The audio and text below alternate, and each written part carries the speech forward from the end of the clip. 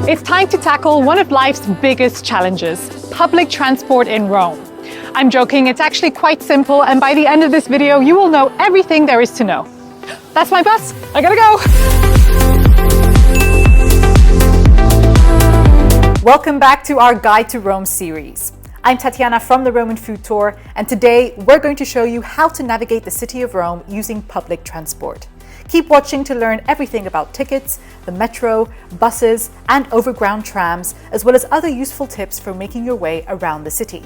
Before we get started, make sure to check out the links in the description box for even more information on the food and culture of Rome. All right, first things first, let's talk about tickets. Now, just so you know, each metro station, bus, and tram in Rome is equipped with contactless payment tabs that accept credit and debit cards, as well as Apple iPhone Pay.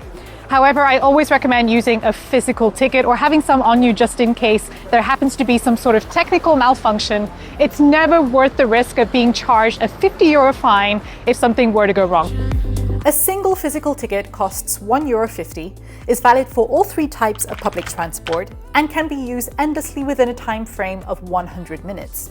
You can buy them at any metro station using either the counters or machines, at tabacchi, tobacco stores conveniently labeled with a T sign, and at green kiosks stationed around the city. There are also a few applications that allow you to buy tickets online, such as Mooneygo and Ticket Appy.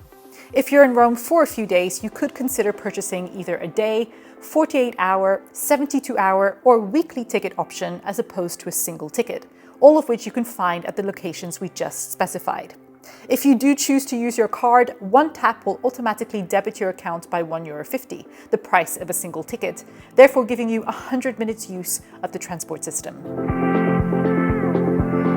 All right, so we just entered the metro at Ottaviano, which is over here, and we're taking the A line towards Spagna. Those 3 stops.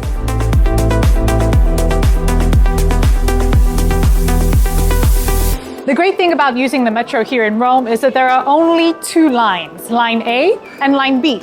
Line C is still under construction, so there are much fewer trains. Progress on building Line C has been extremely slow because every time workers start digging, they run into ancient ruins.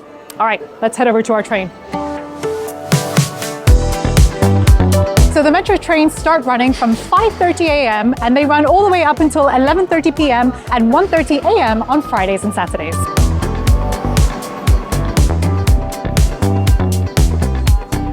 The 2 metro lines both pass through Termini, Rome's main train station and transport hub. One more thing to remember when using public transport is to always make sure you're aware of your belongings.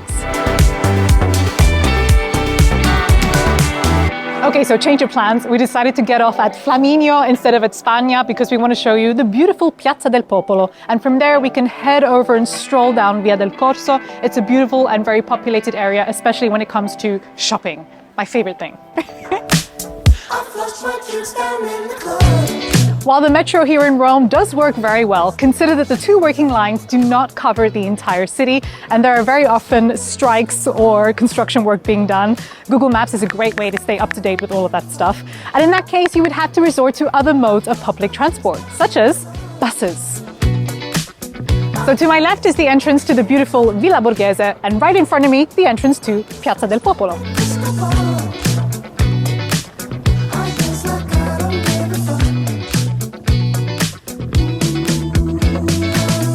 So we're on our way to a bus stop just off of Piazza di Spagna. Right behind me, you can see the famous Spanish Steps, and we are filming this in December, so you can see the beautiful Christmas tree up there.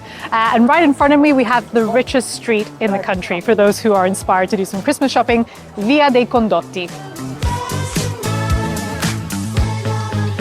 I know this was supposed to be a video on public transport, but I got distracted by the prospect of window shopping. Forgive me.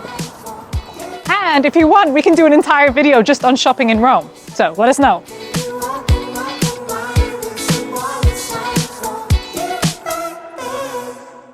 Now, Roman buses are famous for being late or slightly off schedule, but there are ways to stay up to date with their status.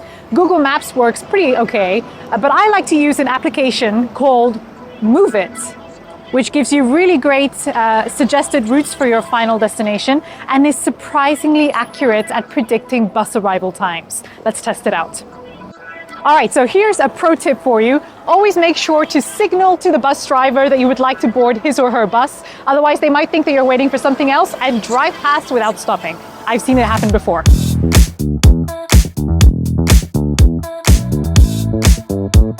Once you're on board, make sure to activate your ticket by entering it into these yellow machines with the arrow pointing downwards.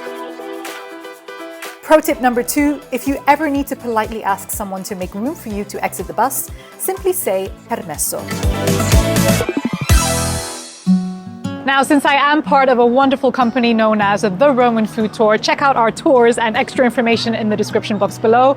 I couldn't resist but to take the chance to enjoy the classic food of Rome and of Italy, la pizza margherita, alongside una birra chiara. And then we'll proceed on our transport journey, I promise. Salute!